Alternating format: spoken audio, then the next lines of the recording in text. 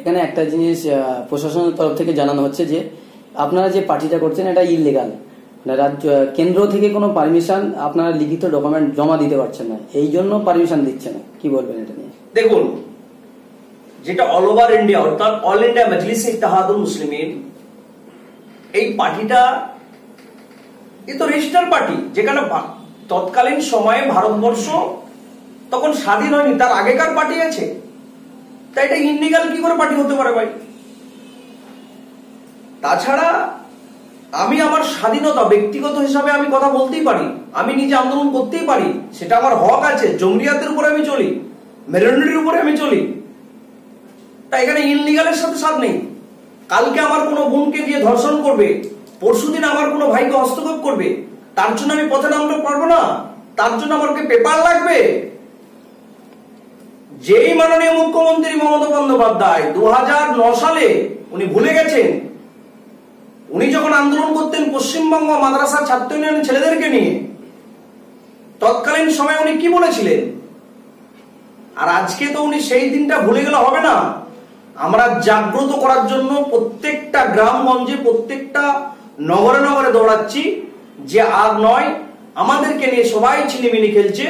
আমরা নিজেদের অধিকার, নিজেদের টাকা, নিজেদের পাওনা আমরা কিন্তু এবার ফিরে পাবো। তার জন্য অল ইন্ডিয়া মজলিস ইত্তেহাদুল মুসলিমিন পশ্চিম বাংলার মাটিতে তারা পা রাখছে।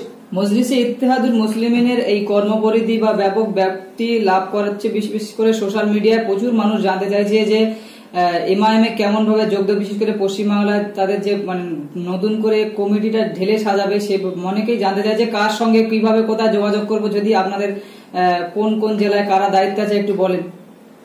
দেখুন, আমি আমাদের অল ওভার পশ্চিম বাংলাতে বিভিন্ন জায়গায় আমার সাথীরা কাজ করছে এবং যারা নেতৃত্ব দিচ্ছে, মুর্শিদাবাদে শেখ আসাদুল ইসলাম এবং হান্নান সাহেব আছে, হাসনাত ভাই আছে, প্রফেসর মফিজুল আছে এবং আরো নেতৃত্ববৃন্দ আছে, যদিও আমার ততটা নাম জানা নেই। সবাই নেতৃত্ব দিচ্ছে।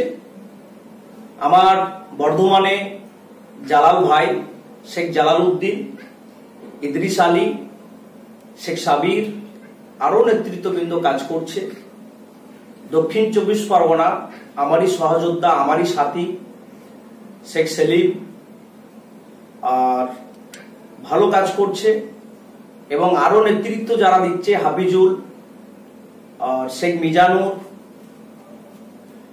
শেখ আবুল কালাম, শেখ ফিরোজ, শেখ আবির, বিভিন্ন ভাইরা কাজ করছেন। জানমান ধান্দে কাজ করছে হুগলিতে, শেখ সালাইন, শেখ ইসমাইল, শেখ লালবাবু,